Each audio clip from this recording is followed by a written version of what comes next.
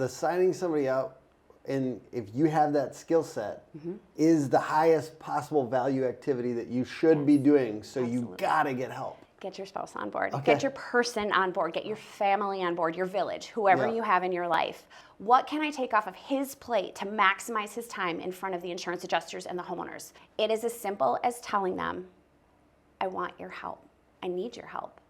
Hey, how's it going? It's Tim Brown, and this is the Hook Better Leads podcast. And today I have Tiffany Walrack on, of a little bit of Dan Walrack fame. A little bit of Dan Walrack like fame. in my circle at least. Yes, yes. So, but we've talked about it where you've been behind a lot of this. Yes. And helping basically, and as a lot of great wives and a lot of great badass people do. And I want to hear more about that story. Okay. And I'm excited to ask you some questions there. And the topic officially today is like how to get your spouse on board. Okay. But I also know that you handle a ton of you've been involved with efficiency around paperwork and all these other deeper topics. So I want to do a little bit of both if that's cool. Okay. If you don't mind giving me a couple minute background of your story, where you came from and where you're going. Okay. Yeah. Well, my professional background before I got into contracting, construction, exterior restoration, which we've been in, this will be our 25th season, was in operations, management, banking, audit, policy and procedure. I'm a numbers person. I am a balance to the penny, proficiency, audit. Those are all very important to me. So I am the paperwork person. I am the office person. That is my strength, which complements Dan because he is the people person and he is out there making the connections and networking and doing all of that. So when he got into this straight out of college, it was great for him to jump right in. Because it suited his personality, although that's not what he went to college for. And I was working in management and banking and mortgage lending and all sorts of things like that. So until we got to a point where we knew that he needed the backup, he was doing his thing. It didn't take very long, though, before we realized that in doing contracting and doing exterior work and being a 1099 at the time, there's bookwork. There's a lot of taxes involved. And so it's something that I needed to jump in because someone had to figure that out. So that's where I came into it. It wasn't too long after we started when it was like, wait a minute, how are we going to make this work? If you're doing this and you're not going to go and be a teacher, which is what he went to college for, how do I support you in the potential opportunity that we have in front of us? So I eased my way in, just starting to focus on the bookwork because that's sort of my thing anyway, and learning about that sort of thing. And then he would clue me in on bits and pieces as we went along, and that's how we got going. I love it. And I mean, it is crazy. Even just Dan content has been doing very well on our YouTube. So obviously there's a demand to learn about this crazy number, 18.5, that he did a few years ago. And he's been consistently doing over 4 or 5 for the last 10 years or whatever. Yes. Yeah. He's been doing it for 25 years. So I always cover the basics when I'm talking about Dan because everyone's like, what? Right. And they're always, basically the first reaction is always like, no way. Yeah, absolutely. And it's kind of like if you see what you've done to help him and the fact that he got his whole family involved in it, that it makes a little bit more sense. People can actually kind of understand that. And they often want to say, well, that's not just one guy then doing that amount of sales, which is kind of true no matter what. If you're doing over, what is the number where if you're doing over that, you're gonna need help? Well, I would say in past experiences, even selling $1 million, and it depends on your region. I mean, there's a lot of different, is it retail, is it insurance work? There's a lot of variables in it, but you need people. If you're a one-person show and you were running, you were doing the sales, you were doing the customer service, you were doing the insurance end if it's insurance work, you're having the crews, you're coordinating the materials, you're handling the billing. $1 million, and you're just like, because there's so much, and you can't be out selling all day when you have a build going on if you are the only person, because you need to be running your crew and making sure they have materials, because then you don't have a production manager, you don't have a quality control, you don't have a runner. So if you're short event, you would have to go get it. So you can't be signing someone up when your build is going on if you were a one-person show. It's kind of like the signing somebody out, and if you have that skill set, is the highest possible value activity that you should be doing. So you gotta get help. Absolutely. And I've seen people, I just had somebody in the other day that said they had differences of opinion with their current employer because they're a salesperson and they couldn't get any support from their employer. Okay. So as a salesperson, how can you advocate for yourself to maybe get a little help or get your spouse on board? Get your spouse on board. Okay. Get your person on board. Get your family on board, your village, whoever you have in your life. Everyone has things that they're better at than others. And that's part of going beyond the hustle, which is what Dan and I talk about. It's about learning how to streamline and be efficient. It's about how to maximize your growth potential, your income potential, your numbers potential, whatever you're looking at. And that's something that I did with Dan very early on, is when I realized he is most profitable to me. I'm going to use him as a, sorry, Dan. He is most profitable to me, to my company, when he is in front of a homeowner or an insurance adjuster, because he does primarily insurance work. So I need to keep him in front of one of those two people as much as I can. And all the other things I can maybe take. Our kids can maybe take. What can I take off of his plate to maximize his time in front of the insurance adjusters and the homeowners?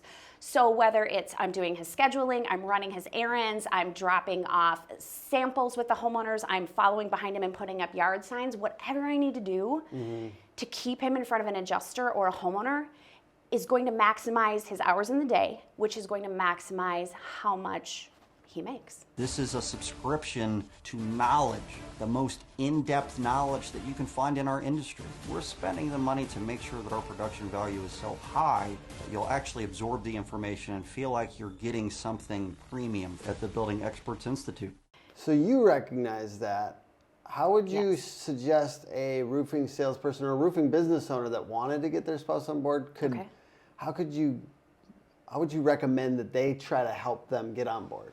Make more money and then they'll want to get me on board? Yes, it's a process, and it's something that we've learned. It's open communication. It is being realistic with them. It is as simple as telling them, I want your help. I need your help. It's about the team mindset, and it's about taking away this is my job, these are my hours, these are my responsibilities, that is your job. How was your day? Because what happens is you're never sitting at the table with that person when they're in sales to say, how was your day? You need to recognize that it's not about you and your job and me and my job. It's about how are we going to hit our goals? And that's something that Dan and I talk about. Goal setting is essential. I love that. And you guys probably pay for some services at home to help take stuff off your plate, or? It trickles down. So as much as I look at Dan and I want him in front of a homeowner and insurance adjuster, I then say, what do I need to take on of his world? Because I want to be the next representative. So then I look at my world and say, okay, what if I'm going to be putting in this many hours doing the books, the behind the scenes things, what can't I do? But I have to keep my household running. We have 4 kids. I have a busy life outside of it, just keeping us afloat. So if I'm going to be running our personal finances, I'm going to be running our books, I'm going to be handling anything that Dan needs. What can't I do? So yes, you have to decide where is your value. What do you get done? I'm starting to get this done. I'm enjoying this. This is good. I think this is a good topic. We're starting to get our house clean. We have somebody coming in and doing laundry. Sometimes they're cooking for us. Absolutely. There's different people. We kind of like hodgepodge together a little crew. But it's like, hey, this is not the highest value activity. And I mean, the highest value activity isn't just work. It's spending time with my kid. 1,000,000%. So like, it's actually trying to figure out like, how can I do more of that maybe? Yes. And I mean, like, I also have a phone addiction, so that's competing. Okay. And I know that you guys do some stuff for that as well. But I'd love to hear the services, and then what do you Okay. guys do for like phone away from phone time? I do have backup with the cleaning of the Yeah, house. good.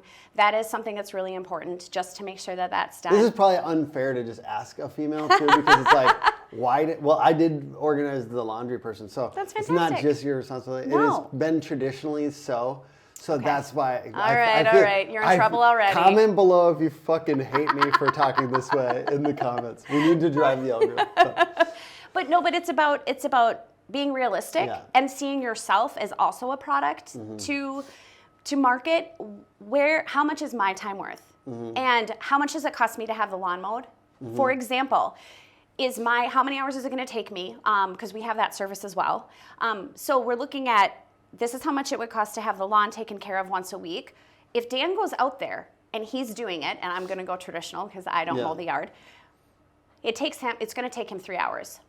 In 3 hours, he could be in front of 3-4 different homeowners potentially, making how much more money than what it costs to do that yard. So it's about setting aside the emotion of it and any feelings that you have about having it done, and saying, how much is my time worth? How much would it cost me to have that done? And it's simple math. So you have to look at your life from a business perspective and take out all the personal aspects of it. Then there's the side where you say, I'm not going to miss these moments with my kids, and how much is that worth? And I'm not saying put a value on it, but I'm saying, should I be going to the t-ball game, or should I be mowing the yard? Well, that's a no-brainer, because you only get those moments once. And it's really not just about the money, right? At that point, it's like we really have to make this choice about home stuff versus kids. Like it's a lot to. I'm just realizing. I'm sure everyone knows this already that has had kids for a little while, but I'm just getting to the wow, that's a lot to care for a household and to care for kids. Right. So much. It is. And I'm like my mind is being blown by everyone that's done it before me. Juggle. You have to draw the line. And that was something, we owned our own exterior restoration company for a decade. And to do that, when we started that, we didn't have kids. But during that process, we began a family, and it was a lot of juggling, and it was sacrifices. And we made choices, very calculated, planned choices on what we were doing and how much was he home, because he had to travel at that time. And he was home, he caught the moments, he was with the babies, he was doing his thing. But our conscious decision was, once these kiddos get old enough to really start realizing what's going on, I didn't want them to ever say when they grew up, my dad traded me for a paycheck. Never. And so as they were starting to get older and we were juggling, and there was another service involved, I'm happy to mention, absolutely 1,000%. Nannies are the best, yeah. And our primary, I had a few, and then I found our amazing nanny who became my right arm. And it was amazing because she lived in, and when Dan would leave, she would show up, and she lived in my home during the week, and then it was a trade-off. And when my boys were little, he was home every weekend, and he knew either Angela was there or Daddy was home. And they loved her so much too. She became part of our family. She was with us for 5-6 years. So that was okay, because they loved her, they loved him. It was a trade-off. But when they started to, I felt, look around and be like, when's Dad coming home, and start to really put it together, we knew our time was limited, because we drew a line. We're not going to trade a paycheck for those memories. And so when it came due, it's a hard thing to do, to say, I'm not going to travel to that level anymore. I'm going to make a priority. And could we have stayed at that level and potentially made more money, depending on the way the path goes? Yes. But we weren't willing to, because I'm not going to ever look back and say, oh, yeah, the money is great, but the kids, because they grow up and then that's it. You don't get to redo those moments. We can always reignite what we were doing when the kids are grown. If we wanted to, we can pursue that. You have to prioritize. And that was when he moved from business ownership to sales? Yes. And that's a big thing. Sales guys don't realize sometimes how good it is that some of this business ownership stress is off their shoulders. Right. And I also think it transfers it feels like Dan is healthy in his you know, he's got a healthy mindset. And I think, and I'm sure you deal with some stress. I'm not saying he's a perfect guy. I'm sure. But that transfers into your ability to do great work. Yes. Like I certainly feel like I do better work when I'm healthy and not burnt out. Right. Which I think I'm just always kind of flabbergasted to the degree that it feels like he's running around, and I'm sure you too, right? To the level, but then not to act burned out. Right. Like, how does that work? Like, how do you not get that? Like, how do you not ruminate? You know, and like get all in your head about all the stuff going on, I guess, is part of it. I guess, and that's probably not, I'm a business owner, right? Right. But as a salesperson, you're kind of a business owner. Absolutely. Yeah. Absolutely. You have to choose. You have to choose to be present. You have to choose to be happy and realize that in 5 years, what's really going to matter.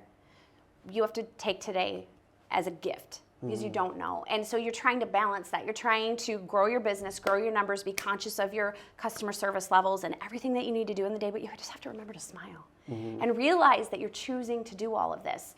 We had a company for a decade, and with that comes amazing opportunity, but also amazing workloads and amazing stress. So for all the good that there is, the grass is beautifully green, but for as much amazingness and opportunity and financial advantages there can be, it always weighs itself out. Yeah. And so experiencing that and living through that, maybe because we went and we had all of that, when he made the decision, we made the decision, you're going to be a sales guy, a salesperson, so that you control your schedule. Kind of a good one.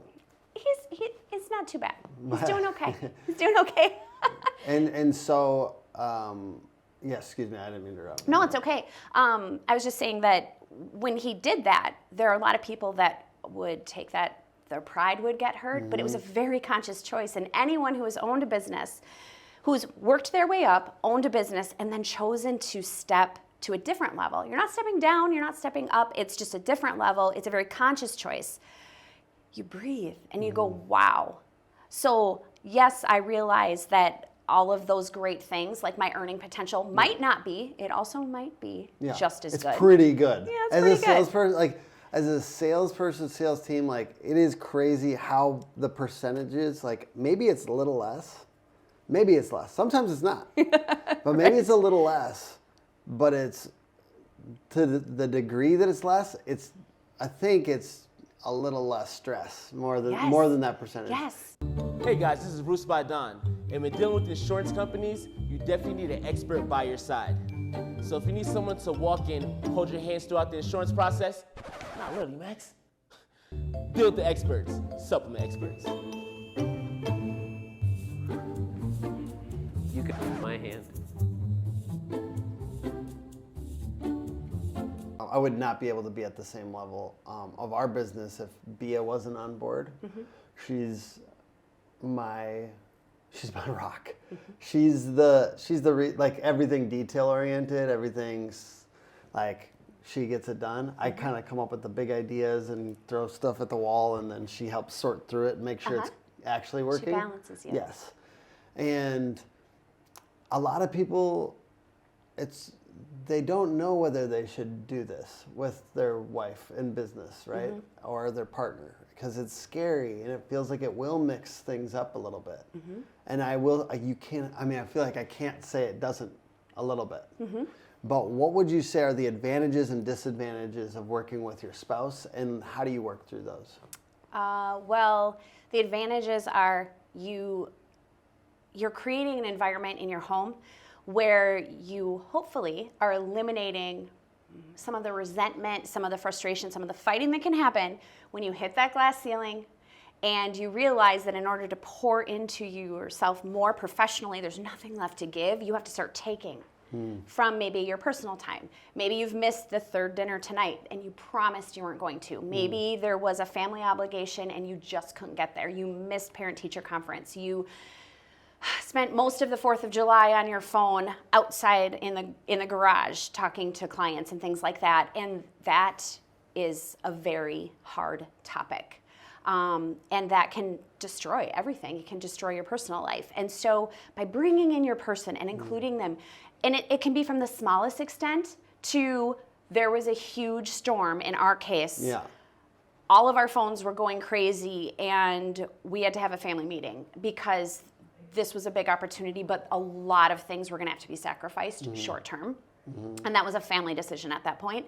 You can eliminate a lot of that when you look at your person and say, this is what I want to do. I want you to be a part of it. First of all, you go from being, this is my job and my responsibilities, this is your job, to this is something we can share. However small, however big, depending on what's going on in your business side, you have that person if you need them. It can be sharing simple moments. It can be sitting and putting together your folders or your packets or your intros, whatever you have, and sharing. You know, I was at a house today, and Dan tells stories at the dinner table when we can have dinner together about, I met this really cool homeowner and she had this or this was going on. And just that sense of inclusion and sharing changes the dynamic and the mentality of your dad's going to be late to dinner tonight because he had a last minute homeowner, and that's fine. But hey, remember when he was talking about that one lady? Well, guess what? And then and they understand, and all of a sudden it's not just that dad's choosing work or mom's choosing work, whoever it is. It's she's doing what they need to do in that moment because they're working for our family, and we are all conscious of it's a team effort because we have family goals, we have personal goals, and to get to them, we all know we have to give and take a little bit. And it's a division of labor, it's a choice, but it can completely change the dynamic of the household and go from someone going, oh, I'm sitting at an appointment, I'm supposed to be at dinner, I told her I wasn't going to be late. I'm already late. So now he's not focused on that appointment. He's not giving his best to that client. Maybe he's not going to get the signature that day. And he has an angry family at home because this is the third time he missed dinner or whatever it was. So by clearing that away, he's maximizing his time because first of all, he's not going, oh gosh, I said I was going to be home or I was going to meet you here and now I'm not, because we're all on the same page. So that's the advantage to it. The disadvantage is you're bringing it into the house. Because you don't say no business topics during personal time. We have a time cutoff. Okay. We had to learn that very quickly when we started our company. 8 o'clock. Okay. 8 p.m., no more work talk.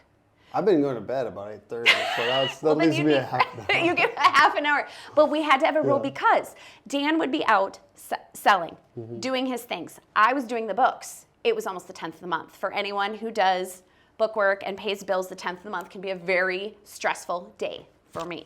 And so on the 9th, I'm chasing him for money because I'm saying I need X amount of dollars by 10 a.m. tomorrow because I have X amount of dollars bills to pay that are due tomorrow. So we had to establish very quickly some rules because I am one end of the company and he's the other. I want the money to pay the bills and he has to go out and try to, pick up checks and do that sort of a thing.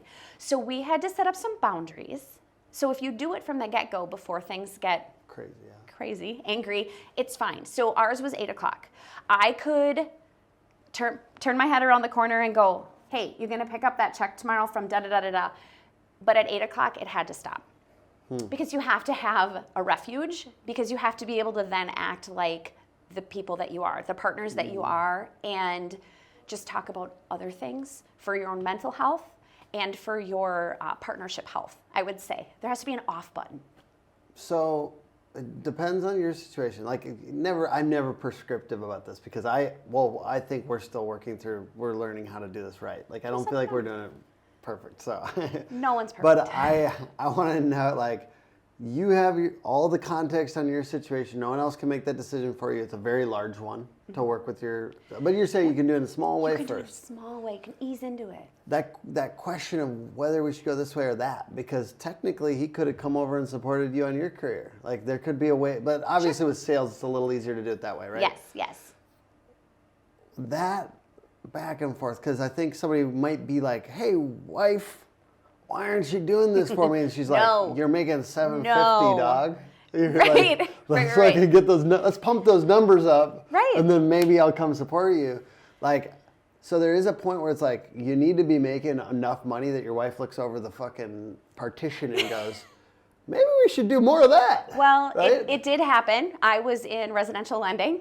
I was in banking. I was doing my thing. And it didn't take long, even at the beginning, to see what potentially his paycheck was for the time frame and then mine. And then be like, wait, yours is unlimited potential. Yeah. Mine is set. And so for a long time, I still stayed because you have to make good financial choices. But I started to learn. I started to help. I started to just inch my way in and learn little things that I could do. Tiny pieces of his job that I could do to take off of his plate, to get more time for him to be out in the field doing what he does best, which is generating all of it. And so you can ease into it to see how it goes. You're also prepping for if that big, in our industry, in our world, that big storm hits. So the more that he taught me about, if on every file I bring home, if you can just do this one part, well, then I learned it. So then I could do that. And he would set them down on the counter and I knew, oh, there's my stuff. And I just oped. It's good to ope. It's good to ope every once in a while. I didn't mean to, I'm sorry. I can't help it. Sometimes it just... Minnesota, you're technically Wisconsin, we got Canada opes, right? They do, and they A. I think they're all very useful. It's like kind of y'all, you know. But you guys I heard get it. Things. Yeah. Now I'm gonna get teased. I'm gonna get teased for the ope. So I want to kind of go just a little bit, do a little bit of content for the partner that might be getting this video in your DMs or getting sent to you. Hey, maybe. Thank you for joining us. Maybe you don't get to see a lot of roofing content. But thank you hey, it's kind of cool over here. Oh, yeah. Roofing content's kind of cool. And we got cool people like Tiffany. And I want to ask you questions for them a little bit. Okay. What would you say, you said the paperwork, the little part, what would be some of those things that you could do as your first couple forays into this? Like, what would your recommendation for those be? Well, is this paperwork or specific things? Or? Yeah, I would say starting with, now it depends on how you do this, yeah. Right. Dan keeps personal paper files, actual old-fashioned paper files. They don't have everything they used to in them because a lot of things are electronic now, but he still keeps a file on a homeowner. I thought that was really cute when I was out there. And it's always funny because everyone thinks the software is going to do like everything for them. And like to see him just pull up with the paper one and get a signature and it's like, and we got like so much money in software out here. Like software is not going to solve your problem for you. Homie's closing deals with paper. Paper. And that's great. I don't look down at that at all. I say like what closes deals? Paper. It's humans. Having and paper a file. is a way to do it. Having a file. Yeah. I mean, this is a whole nother topic that we can talk about, but because it's come a long way. Yeah. But we like to do things kind of the old way, and but the paper files. But the similar kind of like loose ends on a digital record would be the same, right? Absolutely, absolutely. That's just not what we do. Yeah. We're not electronic calendars. We're not paper. I want to see it because the more team you have, it's hard. Like if it's on his phone and his stuff, and I gotta dig around in there. But if he can leave a pile of folders, so what he would do and what I started doing is he would leave the contracts sitting out, and I would literally make the file folder. Yeah. But that really helps him. Yeah. So I would put all the paperwork he was going to need in it. I would prepare everything. I would prep like the folders that he hands to the clients or the booklet or whatever you give out. Yeah. I would prep all of those for him. So it's starting to do things like that. You could have you could make a list. So if you're watching this and you're the partner and you're getting invited into roofing, like have the person who's selling make a list of the 10 things that maybe they could not do. Yes. Right? Whether it's digital or whether it's paper. Right. Here's 10 things maybe I could not do and get a little bit of help. Right. And then try helping like a few times. Like I like how what you're saying is like you're doing the paperwork, you're doing the like loose end things, and you're seeing more income happen for them. Because he's not sitting at the dining room table writing out folders. He doesn't need to be doing that. That doesn't maximize his potential. He needs to be where he needs to be. So what I would say to someone is, to the salesperson, is to take a look at your responsibilities. What do you have to do? It has to be you. What do you enjoy doing? Because if you don't have any fun in this, you're going to end up hating your job. So what is the best part that you enjoy doing the most? What do you have to do? And what makes sense? And then look at everything else, all those loose ends, all those small details that go into a file. What can you release? Slowly, one at a time. And that's when you're bringing in your family. It's maybe bringing in your kiddos, because that can happen too. Little kids can staple. Hey. I have a little workshop at my house One of my first sometimes. jobs was stapling signs. Absolutely. We have a little workshop. They can restock. I mean, I have a list of all the things that kiddos and families can help, even if they're not getting involved, but they just want to be supportive of that person. Because getting back to the goals, we have family goals. We have individual goals. We have financial goals. We do them every year. It's very important. And so to get to those goals, we need to know all hands on deck. And so... Let me ask about the goals for, like, for instance, this year. We don't know that there's going to be a storm. Right. So what does that do? It Like, doesn't matter. you set a goal. We have all sorts of goals, and we've always done this. Yeah. So what I would recommend to people, take a look. Well, anytime during the year, of course. We do it December 31st. Okay. It is our tradition. We have a notebook that is a pretty notebook that is only for goals. Number one, writing it down makes it real. Number two, you can reference it, you can share it. And you can look back on it for inspiration and to look, 10 years ago, our goal was da da da da da da. Isn't that adorable? That is because you cute. watch yourself grow. Yeah. We said we were going to do 3 billion. How Isn't that cute? That's Oh. so cute. Or That's fun. and we set different goals. He has individual goals. He has sales goals that he makes for himself because he's very goal motivated, goal oriented. That is what drives Dan. And I have personal goals as well. Then we have financial goals as a partnership, he and I, as a family. We have financial goals.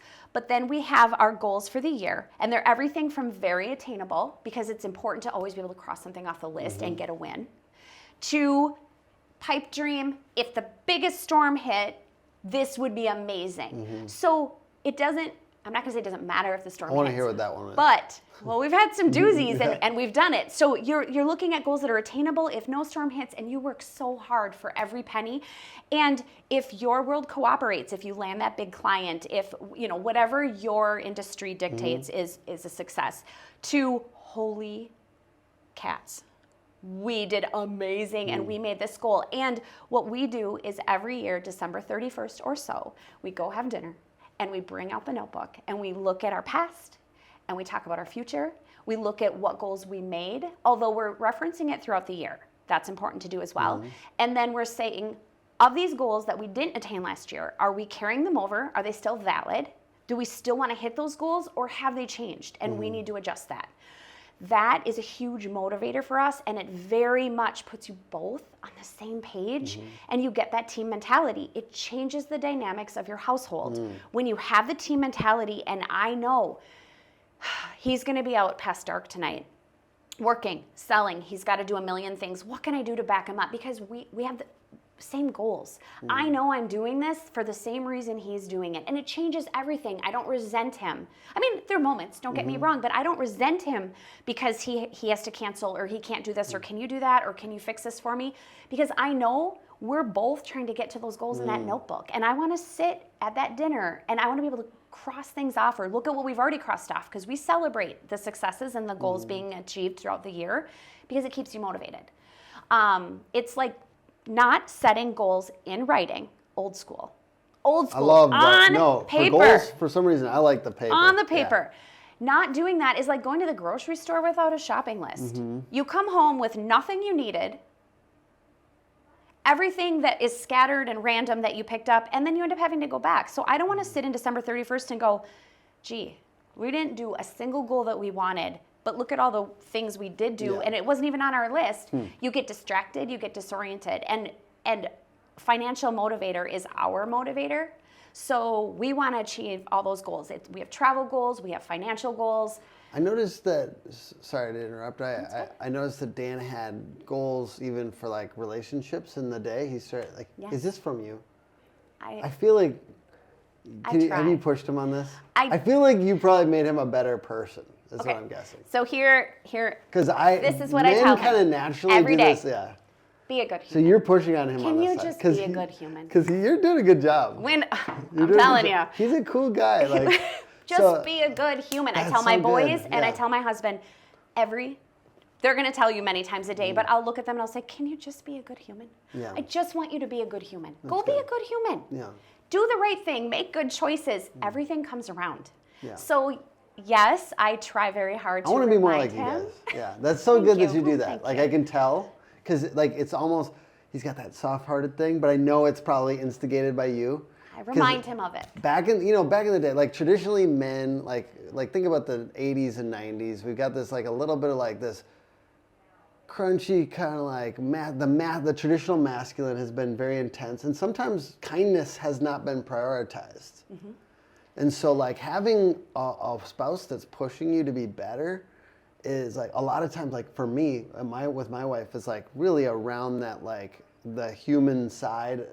Like humans matter, and it apparently works. Yes. How can we, like, we have to wrap up the conversation here in the next 5 minutes or so, but how can we be more like you guys? Because you guys have been pretty successful at this. Like, and I'm saying me and my wife, but also the people listening. Well, you make a conscious choice. We don't have to get every penny out there. Now, you have to pay the bills. You have to do what you have to do, but you're realizing there's more to life than that. And no matter what level you're on or where you are, if you're remembering, we're also electronic and we're so computer and we're so disconnected.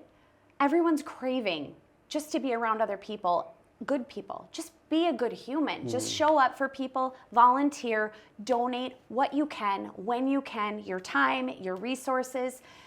Being a good human, it's lost. It's lost in this world today, I'm going to be honest. And to me, it's the most simplistic thing that I grew up being taught. Just be a good person. It will come back around to you. Just be in your community, be involved, do what you can. I'm not saying donate all the money in the world. I'm not saying that, but I'm saying there's so many things that you can do as you're moving beyond your hustle, you're putting your roots down, you're building your community, your village, you're creating a sustainable career in sales with longevity. It's being very conscious, it's being very present. It's about just being a good human. And that's my biggest lesson from you guys, you and Dan, is how those can go together, right? Making a Absolutely. good chunk of money and Yes. being good to other people. Be a good human. I'm so excited to have Dan at our booth at Win the Storm.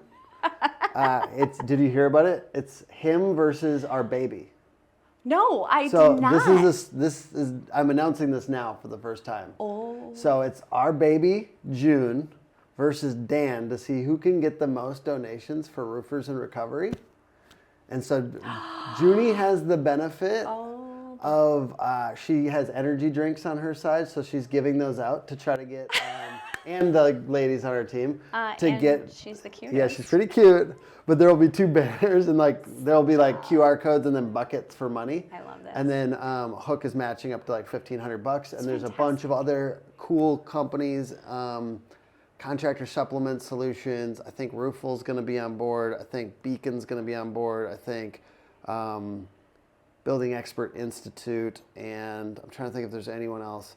But a bunch of people are already donating for this. Wow. So we should be at least donating over $5,000 at Win the Storm for Roofers in Recovery, which is a great. Incredible. They help put people through rehab and stuff if they have alcohol issues, which is near and dear to my heart. I've had that issue which almost destroyed my life, right? So just great, out of gratefulness, we're doing this. And Dan didn't know until like just yesterday, so I just told him about it. He's up. Oh boy, Yeah, that's gonna be. But I think Dan, I wouldn't put it past Dan to be like at the last second, be like, get like $5,000 donation from somebody. You know what I mean? Like sometimes it's fun when you're like kind of selling for a charity. He's gonna have what if they get flooded? Who knows? You don't know this. He's amazing with kids. Yeah. And he loves babies and Yeah. he loves littles. So he was pretty sweet to do. he's going to be more distracted with your daughter than anything. Yeah. I mean, he came down to Austin. He was so sweet to her, and that was like what I was saying. Like I can tell that you've affected, like, and obviously, like, I hope. yeah, Yes. and just having kids changes Of you. course. Yeah. Yes. Just be a good. yeah. You doing that, you're being a really good human. Hey. That's fantastic. We're having fun. It's going to be a fun time. That's fantastic. When You're Win the already Storm doing was it. traditionally like a party Yes. thing. Yes. Yes, And it so was. like it's kind of like we were actually trying to go against we like to do contrasting thing. Okay. So the contrast was like wholesome. Like we were Yes. going for wholesome, and Dan is a pretty wholesome guy. Yes. Which is like sometimes you don't expect for that crazy of Right. sales. He's unique, isn't he? Yeah, yeah. If your goal is just to be a good human, every day do one thing that's just the right thing to do. Mm-hmm. It completely changes your outlook. It helps you with your mentality. It makes you smile. When we're getting back to talking about that, like how do you do that? Just finding the joy, find the little thing. I try very hard when we're at the dinner table, when I can be with all my kids and we're doing it, we go around and we say, what is one good thing that you did? What is one kind thing you did today? So it's just about reinforcing that. It doesn't have to be a big thing. It can be holding the door for someone. It doesn't matter. Just do one good thing. I like it. I makes want to a learn difference. from you. This is fun. You did an amazing job on this podcast. Thank you. You haven't been on a ton yet, have you? No, you're my first one. This is the first one. Oh, Yes, she's you're so my good. This is incredible. And she's gonna be on some other ones. So check her stuff out. Connect with her on Facebook. Anywhere else where people can connect with you? Insta. Insta? And Go Beyond the Hustle. Go Beyond the Hustle. Yes, I'm just And a part of that. part of that. You're a part of the team. I Let's am go. a part of Go Beyond the Hustle, yes. All right. Thank you, everyone, for watching. The podcast is put on by hookagency.com, Hook Agency all over social, and we appreciate you guys checking it out. Please like, comment, subscribe, rate and review if you're listening on iTunes or Spotify. And thank you for spending time with us. Bye.